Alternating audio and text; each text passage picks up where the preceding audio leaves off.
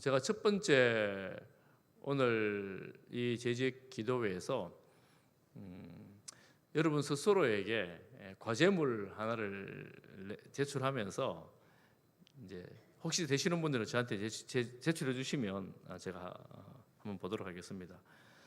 여러분 신앙 간증문을 한번 써보시라고 제가 부탁을 드려봅니다. 말씀을 드립니다. 신앙 간증문. 그러면 너무 광범위해서 어떻게 신앙 간증문을 쓸까? 오늘 말씀을 보면서 여러분 스스로를 한번 돌아볼 수 있는 계기가 되면 좋겠는데, 크게 오늘 제가 바울을 부르신 하나님, 그리고 바울의 감사, 그리고 바울의 간증문, 이렇게 제가 세 가지 큰 대주로 말씀을 보려고 하는데, 바울의 간증이 우리가 다 아는 것처럼 다메섹 사건이잖아요. 오늘 본문에는 다메섹 사건은 나오지 않지만 하나님께서 우리에게 주신 바울의 간증문을 보고 우리도 한번 써봤으면 좋겠다, 이런 마음으로 오늘 말씀을 봅니다. 그래서 오늘 말씀을 읽고 우리가 말씀을 보도록 하겠습니다. 디모데전서 1장 12절부터 20절 말씀까지 우리 한 절씩 교독하겠습니다. 디모데전서 1장 12절부터 20절 말씀, 제가 12절을 먼저 보겠습니다. 나를 능하게 하신 그리스도 예수 우리 주께 내가 감사함은 나를 충성도에 여겨 내게 직분을 맡기심이니,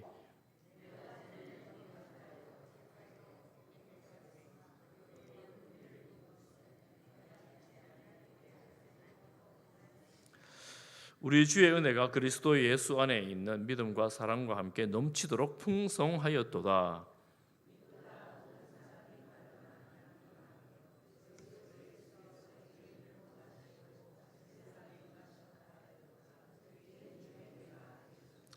그러나 내가 긍휼을 입은 까닭은 예수 그리스도께서 내게 먼저 일체 오래 참으심을 보이사 후에 주를 믿어 영생 얻는 자들에게 본이 되게 하려 하심이라.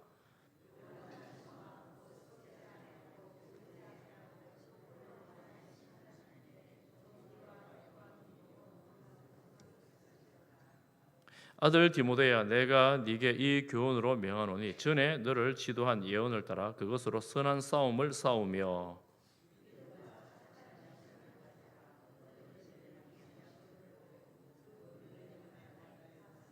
함께 봅니다. 그 가운데 후메네오와 알렉산더가 있으니 내가 사단에게 내준 것은 그들로 훈계를 받아 신성을 모독하지 못하게 하려 함이라. 아멘.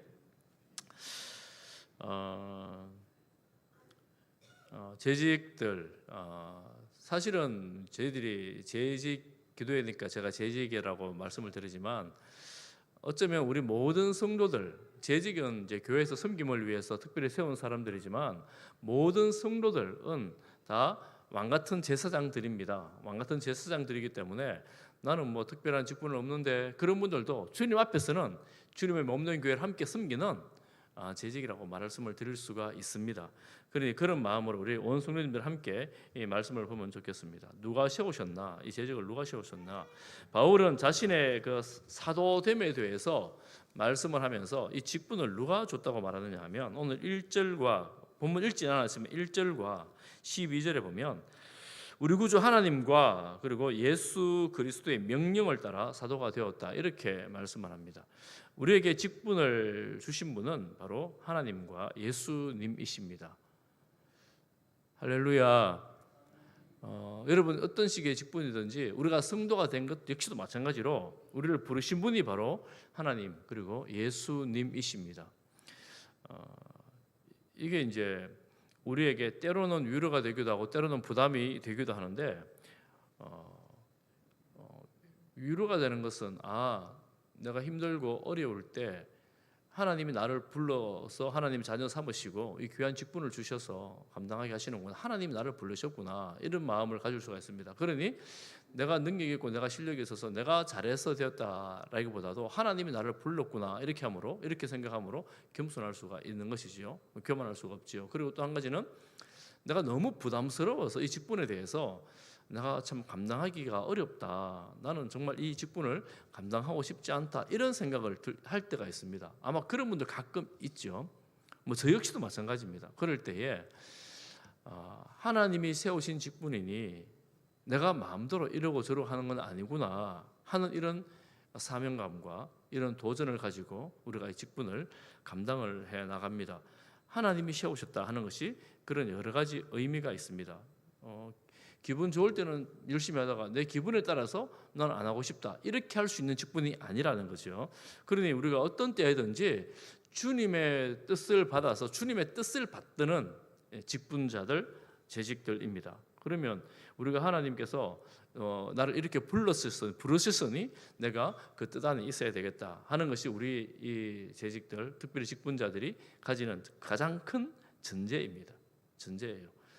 어떤 사람은 혹시 그렇게 말할 수 모르겠습니다.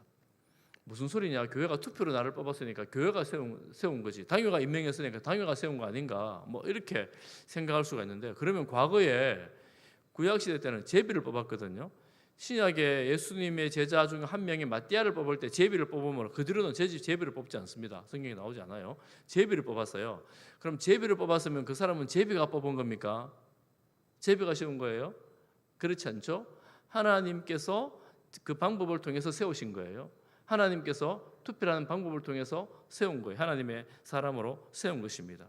그러니 나는 하나님이 세웠다라는 여러분의 자부심과 자긍심을 좀 가지고 있으시기를 바랍니다. 여러분들 하나님께서 부르셨고 하나님이 세운 그런 재직들, 직분자들이십니다. 그러니 하나님께서 우리를 세우셨으니 바울은 오늘 본문에 두 가지 감사를 하면서 말씀을 시작하는데, 첫 번째 감사가 뭐냐 하면 12절에 보면 나를 능하게 하신 그리스도 예수 우리 주께 내가 감사함은 이렇게 말합니다. 나를 능력 있게 하셨다 이 말입니다. 바울은 배경이 타의 추종을 불허하는 배경을 가진 사람입니다. 출신 배경, 학문적 배경, 사회적, 종교적 배경이 타의 추종을 불허합니다. 로마 시민권을 가졌던 유대인, 그것뿐만 아니라 최고의 학부 가말리엘 문화생, 당시의 종파로서는 바리새파 사람, 이러면 이 정도의 배경을 가지고 가면 로마에 나가도 이스라엘 사람들이 모인 어느 지역에 가도 높은 자리에 앉을 수 있는 그런 사람이었습니다. 그러면 바울이 능력 있게 있다는 이 말이 그런 출신 배경을 가지고 말할까요? 백그라운드를 가지고 말할까요? 그것보다 사실은 더 중요한 것은 그에게 사도라는 직분을 맡기셨고 그 사도라는 직분을 감당할 수 있는 능력을 주신 분이 하나님이시다, 우리 주님이시다, 이렇게 말하는 거예요. 그러면 하나님께서 바울을 부르실 때 이런 능력을 주셨다라고 바울은 생각하고 믿고 가는 겁니다. 그래서 감사하다는 거예요. 그것보다 한 걸음 더 나아가서 또 중간쯤에 보면 나를 충성되이 여겨 내게 직분을 맡기셨다 이렇게 말하죠. 능력이 있다고 보셨을 뿐만 아니라 충성되이 여기셨다라고 말합니다. 여러분 한번 보세요. 바울이 하나님의 예수님이 보내시는 사도로 부르심을 받을 때 충성스럽게 주님을 섬길 때였을까요? 아닐까요? 바울이 부름받았을 때는 주님과 어떤 관계에 있었을까요? 여러분 성경을 가만히 생각해 보세요. 바울은 다메섹으로 예수님을 믿는 사람 성도들을 잡으러 가면서 빛 가운데에 주님을 만납니다.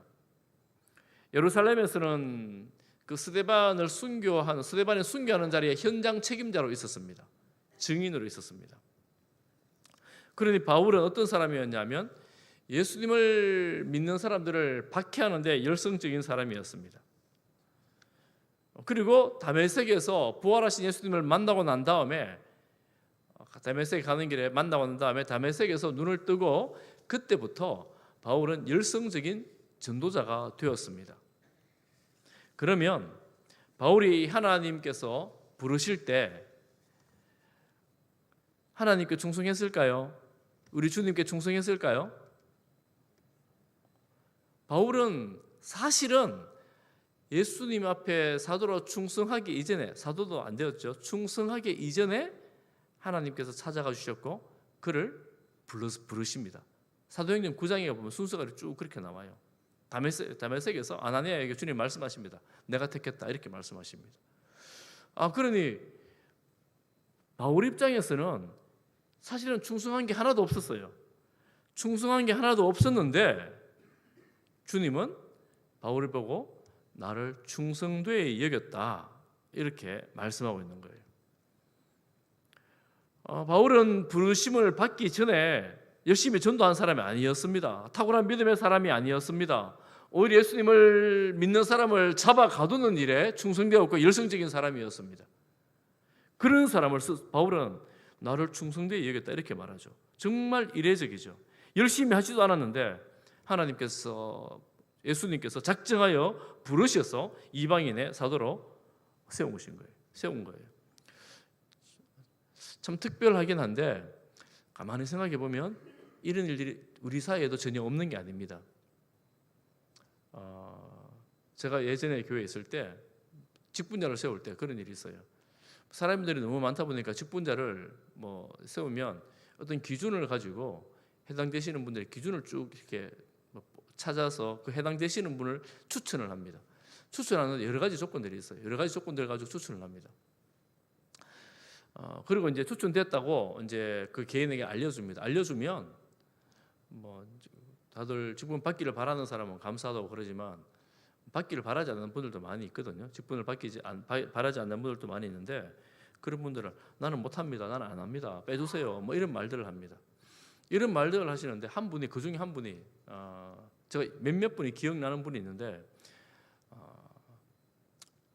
한 분은 자기 열심히 못했다고, 나는 자기가 없다고, 나는 빼주세요. 이런 말씀을 하신 분이 있어요. 그런데 이런저런 말로 설득을 해가지고 다 되니까 추천합니다 이렇게 하면, 사실은 큰 교회에서 추천하면 거의 되거든요. 교회가 추천하는 걸 믿고 이제 거의 다 하니까요. 그렇게 했더니만 그분이 그런 마음으로 직분을 받기를 거절했었는데 나중에 제가 지금까지도 가끔 연락하면서 거절하는데 그때 그게 너무 고맙고 감사하다고, 그렇게 직분 받은 게 너무너무 고맙고 감사하다고, 나는 정말 자격이 안 되는데 하나님 주신 거라고, 그런 이야기를 하시는 분이 있는가 하면, 어떤 분들은 그 직분에 억지로 맞추어서, 대충 기준을 아니까요, 억지로 맞춰서 하다가 직분을 받는 그 순간 그 다음부터는 그 열심히 하던 것들을 다 내려놓는 그런 분들도 있습니다.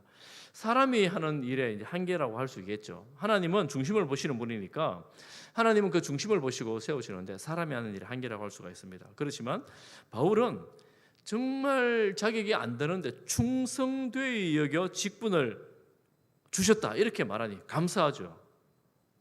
감사하지 않을 수 없죠. 내가 어떻게 그 일을 할 수 있단 말인가. 우리 주께 감사한다 이렇게 말하면서 바울이 13절 이하에 사실은 짧은 간증을 합니다. 이 간증에는 다메섹 사건을 기록하지 않습니다. 다메섹 사건의 의미만을 기록하고 있는데, 내가 예수님 만나기 전에, 부활하신 예수님 만나기 전에 나는 이런 사람이었다. 간증은 여러분 이렇게 생각하시면 돼요. 우리 신앙 간증의 가장 기본적인 틀은 뭐냐면, 내가 예수님을 만나기 전, 나는 예수님을 알기 전에 어떤 사람이었는가, 그리고 예수님을 만나는 과정, 내가 어떻게 예수님을 알게 되었는가, 우리를 보면 교회 나가게 되는 과정들, 예수님 만난 사건들 이런 것들 있잖아요. 그런 것들, 혹은 내 마음에 예수님을 만난 이후에 내 심경의 변화 이런 것들 있잖아요. 그런 것들, 그리고 예수님 만난 후에 나는 어떤 삶을 살아가는가, 만나기 전, 만나는 과정, 만난 후에 내 신앙, 그리고 지금 현재 나의 주님을 향한 신앙 고백은 무엇인가, 이렇게 한 4가지 정도로 이 간증의 틀을 잡을 수가 있어요. 여러분 이제 집에 가셔서 한번 기록해 보시기를 바랍니다. 그러면 나는 모태신앙인데, 모태신앙인들은 이 간증을 어떻게 하는가? 저도 모태신앙인이잖아요. 저도 모태신앙인이지만 이 간증을 못하지 않아요. 주님을, 제가 어머니 태숙에서부터 교회 나갔지만 주님을 특별하게 개인적으로 만났던 경험들이 있습니다. 그전에도 열심히 신앙생활을 했어요. 제가 주일학교 다닐 때 교회 직분자 성도님들 저를 보고 다 신앙생활 열심히 한다 그랬어요. 모범생이라 그랬어요. 그런데 그때는 아직 주님을 잘 몰랐어요, 사실은. 그런데 그 이후 어떤 이런저런 과정을 겪으면서 제가 주님을 그전에도 주님이라 불렀지만, 예수님 불렀지만, 진정한 의미에서 나의 구주, 내 죄를 용서하신 분으로 내 마음에 영접하고 모셨던 경험들이 있습니다. 그러니 모태신앙인들도 그저 신앙생활, 조금 더 다른 말로 하면 종교 생활하는 것에서 하나님과 혹은 예수님과 내가 어떤 인격적인 관계로 들어갔던 시점들이 있습니다. 그게 굉장히 중요하죠. 그런 그 과정을 통해서 믿은 후에 내 생각과 내 가치관과 내 삶의 태도와 신앙생활이 변하게 되는 거죠. 이런 과정인데 바울은 첫 번째로 13절을 보면 예수님 믿기 전에는 내가 전에는 어떤 사람이었는가, 우리 13절을 같이 한번 읽어보겠습니다. 같이 봅니다. 시작. 내가 전에는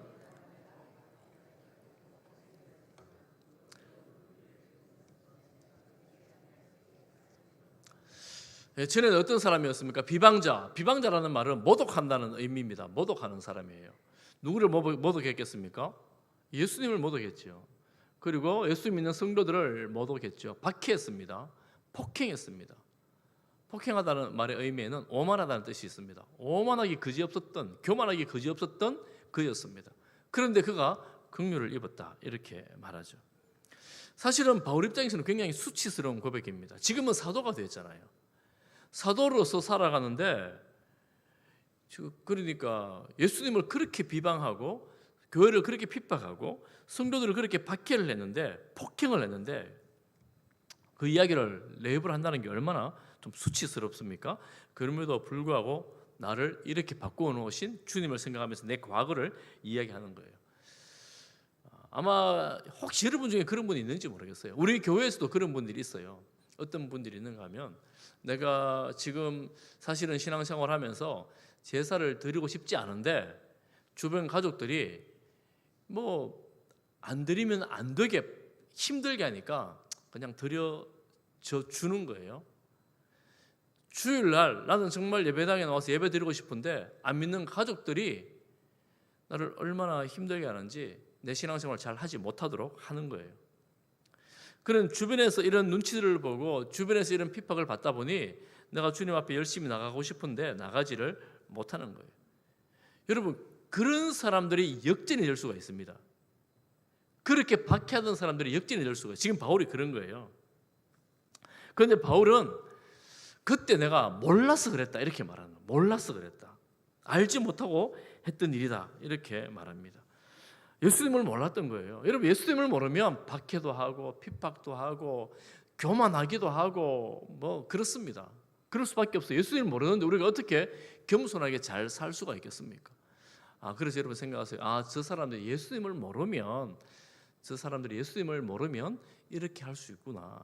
예수님을 몰라서 그런 거구나. 그런데 그런 사람들에게도 은혜가 임합니다.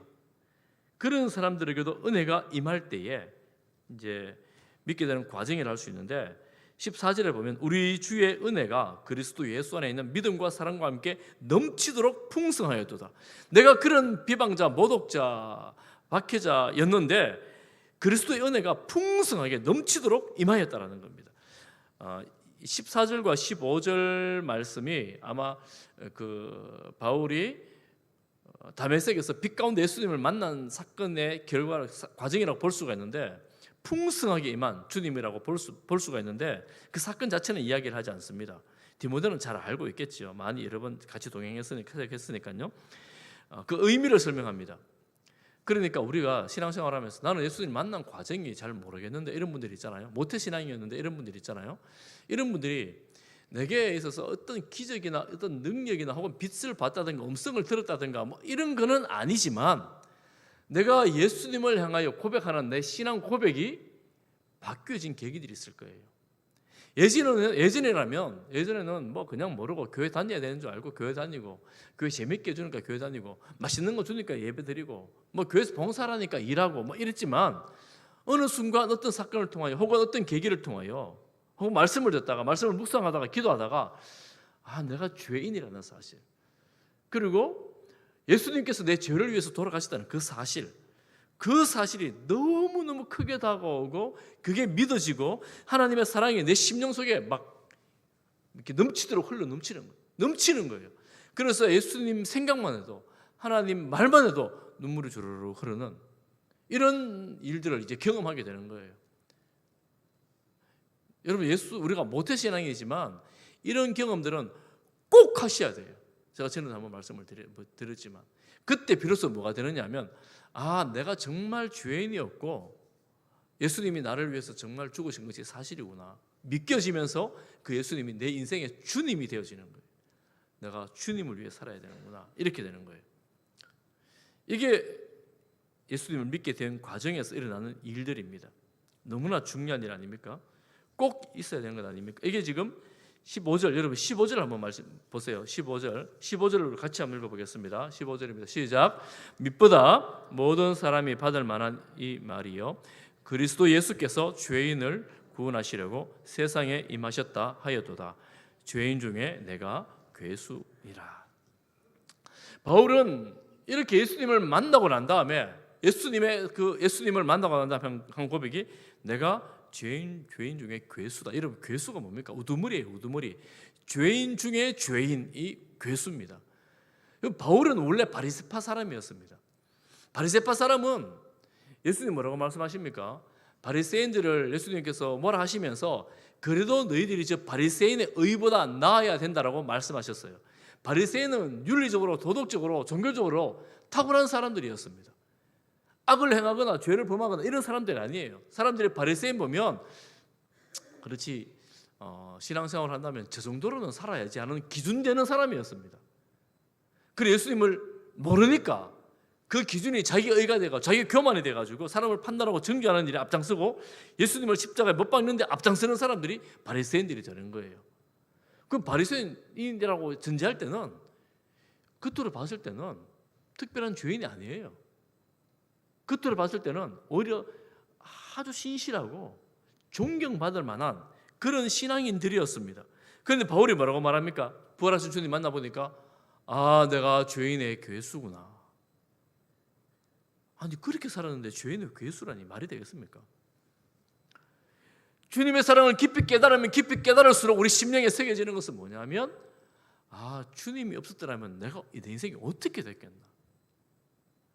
예수님의 십자가가 아니라면 내가 과연 어떻게 됐겠나? 이런 처절한 인생의 고백, 신앙의 고백들이 마음에서 나오게 되는 거죠.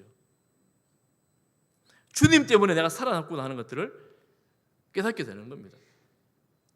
바리새인들은 그런 윤리적이고 도덕적인 삶뿐만 아니라 종교적인 삶, 기도, 금식, 제사, 예배, 봉사, 섬김 이런 것들의 모든 면에 있어서 탁월했습니다. 그럼에도 불구하고 그는 죄인의 괴수라고. 왜 그랬겠습니까? 예수님을 비방했거든요. 예수님을 모독했거든요.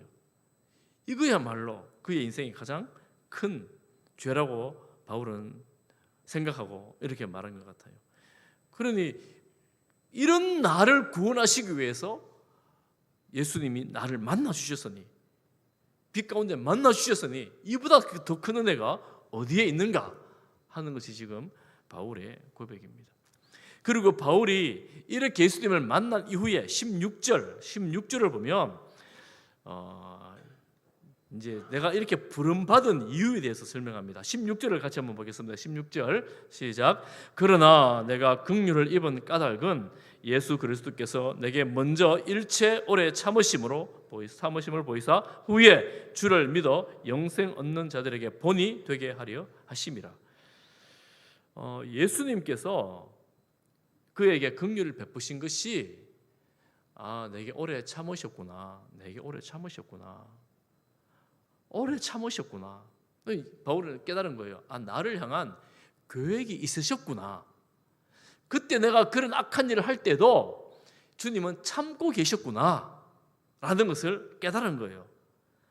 나를 향한 계획이 가지고 계셨구나. 그 계획이 뭐냐면 이후에 영생 얻을 성도들에게 본이 되게 하는 거예요. 바울을 본 삼으시기 위해서 주님은 바울에게 오래 참으셨구나라는 거예요. 그럼 무슨 본이 되게 하려고 참으셨겠습니까? 전도하는 본. 바울은 얼마나 열심히 전도했습니까? 충성스럽게 땅 끝까지 나가서 전도하려고 목숨 걸고 전도했습니다.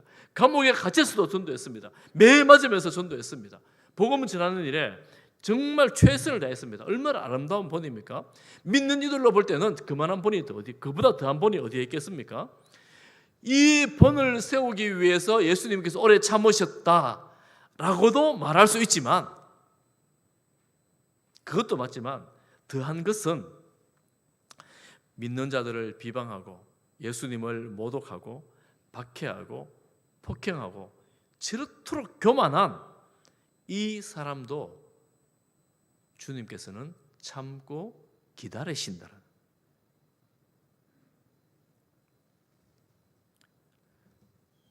저 사람이 도저히 믿음이 생길 것 같지 않고 저토록 악독하게 믿는 자를 잡으려고 저 다른 도시까지 가가지고 예루살렘에서 높은 사람의 허가를 받아가지고 잡아 가두려고 애를 쓰던 저 악행하는 사람, 그런 사람이 나조차도 주님께서 오래 참아주셨다.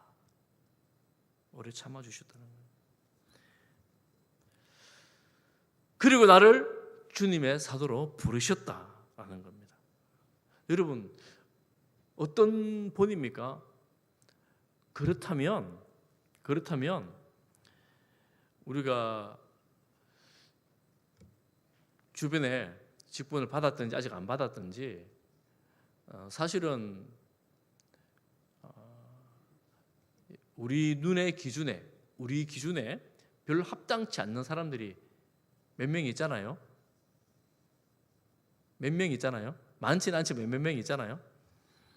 그런 사람들에 대해서 우리는 어떻게 봐야 할 것인가? 여러분 한번 생각해 보세요. 주변에 예수 안 믿어가지고, 예수님 몰라가지고 영 엉망으로 사는 사람, 아유 저런 사람하고도 내가 함께 교제하면서 만나고 살아야 되는가, 이런 생각이 드는 사람들 있잖아요. 아니면 예수님을 믿어도 아유 저런 사람들이 저렇게 예수 믿는데 저게 예수 믿는 거라고 해야 되나 말아야 되나, 이런 사람들도 있잖아요. 정말 마음에 안 드는 사람이 있잖아요. 어떻게든 기회만 있으면 끊어버리고 싶은 그런 사람들 있잖아요. 여러분, 세상에 자기 개발서 책, 이런 자기 개발하는, 또 뭐 어떤 사람을 사귀어야 되나, 어떤 사람을 끊어야 되는 사람, 이런 이야기하는 사람들 보면 이렇게 나오잖아요. 리스트가 나오잖아요. 뭐 이런 사람을 사귀면 안 된다, 저런 해야 된다, 뭐 이런 말들 하잖아요. 끊어내면 좋겠지요. 그런데 내 기준에서 이래 끊고 저래 끊고 다 끊어내면 내 주변에 누가 남을까요? 여러분 주변에 누가 남을까요? 예수님은 바울을 향해서 오래 참으셨다고 말씀합니다. 그러니 저렇게 박해하고 핍박하는 그를 오래 참았으니, 그리고 이후에는 오히려 예수님의 증인되는 사도로 세우셨으니, 저렇게 악해 보이고 때로는 게을러 보이고 때로는 이기적으로 보이고 때로는 믿음 없어 보이고 믿음이 믿는 것 같지만 저렇게 믿었어야 되겠냐고 판단하고 정죄하고 싶지만, 주님께서 그를 쓰시면 나보다 더 탁월하고 놀라운 주님의 사역으로 부르실 수 있다라는 그 가능성을 가지고 참는 거지요. 아멘. 우리나라, 제가 정치를 보면서 한 가지 느끼는 거는 참 이상해요. 뭐 어떤 게 이상하냐면, 가끔 보면 여러분 청문회를 할 때 혹은 누가 사람이 이렇게 나오면 그 사람이 10년 전의 일, 20년 전의 일, 30년 전의 일, 때로는 60대 후반인 사람인데 20대에 있었던 40년 전의 일을 가지고 와가지고 그때 말을 가져와가지고 이 사람을 비난하고 이 사람 자격 없다 그러고 이 사람을 이렇게 말하는 것을 봅니다. 말 조심해야 돼요. 여러분 정치 나가려고 분들 어릴 때부터 말 조심 지켜야 돼요. 제가 그런 사건들을 보면서 뭐 1900 몇 년도에 했던 일들, 그거 뭐 벌써 20, 30년 전이잖아요. 그때 일을 가지고 이 사람은 자격 없다 이렇게 말하는데, 그때 20, 30년 전의 일을 가지고 나를 평가한다면, 자격 없다고 말하는 그 사람을 평가한다면 자격이 있을 사람이 얼마나 있을까? 그때 내가 했던 어떤 말들이나 행동을 가지고 내 현재의 나를 평가한다면 내가 과연 주님 앞에서 이 자리에 설 수 있을까? 베드로가 주님을 보냈던 그 1년여 상간의 일을 가지고 너는 자격 평가했더라면 베드로가 초대교회 교회의 수장처럼 사역할 수 있었을까? 바울이 예수님을 박해하고 핍박하고 믿는 자들을 잡아놓았던 그 역사를 가지고 바울을 주님 부르신다면 바울이 과연 사도로 자격이 있었을까? 여러분 믿음 안에서 보라 새 것이 되었도다. 예수님 믿는 사람들은 이런 사람들이에요. 공소시효가 끝난 이후 사건 가지고도 덜추어내가지고 다시 그걸 가지고 법적으로 뭔가를 해야 된다고 주장하는 사람이 있지만, 예수 믿는 사람들은 그 사람을 믿기 때문이 아니라 하나님을 신뢰하기 때문에 하나님 안에서 하나님은 그 인생을 새롭게 빚으실 때 완전히 새로운 인생으로 거듭난다는 사실을 믿는 사람들입니다. 그 사람뿐만 아니라 우리 자신도 그렇습니다. 그래서 우리는 주님처럼 오래 참고 기다릴 수 있는 사람들입니다. 우리 자신을 보면 그렇잖아요. 우리 여러분을 보면 그렇잖아요. 그러니 우리가 주님처럼 오래 참고 기다리는 성도로 살아가는 것. 내가 주님 부르시기 위해서 오래 참고 기다리셨구나.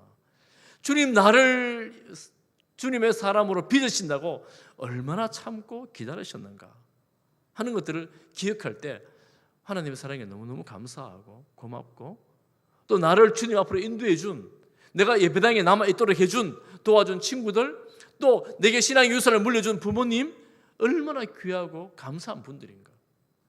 나를 주님 알도록 영원한 생명 주시도록 이끌어 주신 그분들이 얼마나 귀하고 감사한 분들인가. 우리가 오늘 재직교대라고 특별히 나올 수 있도록 여러분 재직으로 직분자로 세워준 교회가 얼마나 감사하고 귀한가. 나를 불러주신 하나님이 얼마나 감사한가. 그래서 바울은 이 간증의 맨 끝에 현재의 나의 신앙 고백이라면 17절이라고 말할 수가 있습니다. 17절을 우리 같이 한번 읽습니다. 시작. 영원하신 왕 곧 썩지 아니하고 보이지 아니하고 홀로 하나이신 하나님께 존귀와 영광이 영원토록 있을지어다. 아멘. 하나님께 영광. 하나님께서 우리를 부르신 이 놀라운 은혜에 감사하여 우리의 결론은 오직 하나님께 영광, 주께 감사입니다. 사랑하는 우리 성도 여러분, 재직 여러분, 우리 삶의 결론은 하나님께 영광, 주께 감사입니다. 여러분 이 삶으로 살아갈 수 있기를 간절히 소망합니다. 내 입술의 모든 말과 내 마음의 생각도, 내 삶의 발걸음도, 내 손의 모든 일들도 하나님께 영광입니다. 믿는 이들을 그렇게 고통 속에 몰아넣었던 바울이 나중에 교회 공동체 가서 전도를 막 하잖아요. 바울이 여러분 그 초대 교회 예루살렘 사도들에게 갔지만 문전박대를 당합니다. 왜냐하면 아직 용납이 잘 안 되는 거예요. 초창기에 처음에 회심하고 난 다음에. 그리고 사마리아 사막으로 들어갔다고 생각을 하죠. 수년을 홀로 하나님을 따로 만납니다. 그 다음에 다시 바나바에서 데려져 부름을 받아 나옵니다. 얼마나 악독하게 핍박을 했으면 초대교회 사도들이 그들을 잘 만나주지 않았어요. 처음에. 여러분 나중에 바울이 회심해가지고 다시 교회로 들어갈 때에 그가 핍박했던 사람들이 그 자리에 있을 거 아니에요. 그가 감옥에 잡아넣었던 사람 그 자리에 있을 거 아니에요. 그 사람들 앞에서 어떻게 얼굴을 들겠어요? 정말 수치스럽고 내가 그런 사람이었노라고, 내가 당신을 그때 감옥에 넣은 사람이었노라고, 당신을 저 대사장들 앞에 고발해가지고 데려간 사람이었노라고 다 알고 있으니까 부정할 수도 없을 거 아니에요. 그런데 하나님의 은혜로 주님 불러주셔서 이 자리에서 그 주님을 증거하는 사도가 되었으니 여러분 그것보다 더 영광스러운 일은 없지요. 그러니 우리가 이 세상에 살면서 이런저런 수치스러운 일이 있고 부끄러운 일이 있지만 주님의 영광을 위해서, 주님의 복음을 위해서 살아간다는 일이 정말 놀랍고 대단한 일입니다.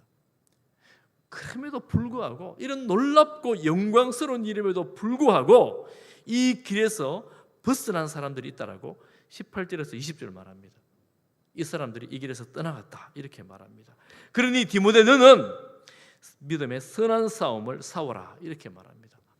우리가 이 은혜를 받은 사람들이 이 땅에서 정말 해야 할 일은 무엇인가? 믿음의 선한 싸움을 주 앞에서 싸워 나가야 하는 것이구나. 여러분 믿음의 선한 싸움에 승리하시기를 주님의 이름으로 축복합니다. 세상 유혹이 많아요. 시험이 많아요. 내가 제대로 믿음으로 살아보려고 하면 방해하는 요소들이 많습니다. 여러분 잘 분별하셔가지고 이게 사탄의 유혹인지 내가 정말 극복해야 될 것인지 견뎌내야 할 것인지를 잘 분별해서 승리하시기를 바랍니다. 사단에게 지지 말고 하나님의 그 은혜로, 하나님의 성령으로, 또한 주님 주신 우리에게 주신 은사와 능력으로 섬기고 사랑하고 봉사할 때에 하나님의 역사 가운데 동참하는 우리 재직들 다 되시기를 간절히 소망합니다. 시험 들지 마세요. 혹 시험에 든다면 믿음으로 승리하시기를 바랍니다. 여러분, 그래서 주님과 함께 또 우리 성도들과 함께 한 몸 된 공동체로 주님 안에서 주님의 뜻을 세워갈 수 있기를 바랍니다. 제가 그래서 여러분에게 제가 서론에 말씀드린 것처럼 여러분 신앙 간증문을 한번 써보십시오. 내가 믿기 전, 예수님을 믿기 전, 믿게 되는 과정, 그리고 믿은 후 내 삶, 내가 현재 주님을 향한 신앙 고백. 우리의 신앙 고백은 오직 예수님이 내 인생의 주님이십니다. 그분에게 오직 영광 올려드립니다 하는 것입니다. 여러분, 이런 마음으로 신실한 삶으로 주 앞에 살아갈 수 있기를 축복합니다.